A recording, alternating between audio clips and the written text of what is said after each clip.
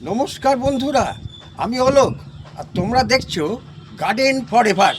এসো, আজ তোমাদের একটি বিলিতি আমরা গাছ দেখাই।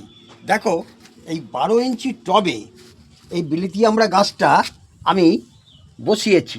এই গাছটাও আমি একদিন আগে বসিয়েছি, তাই বসাবার আগে এর তলায় 3 ইঞ্চি আমি শুকনো নিম পাতা বিছিয়ে দিয়েছি।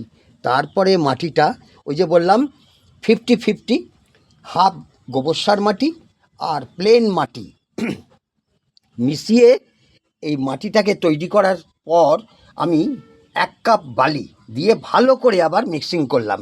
মাটিটা মিক্সিং করার পর এই গাছটি আমি রোপণ করলাম। এটা বিলিতি আমরা গাছ, দেখছো কত সুন্দর এটাকে গাছটা আবার গজাচ্ছে।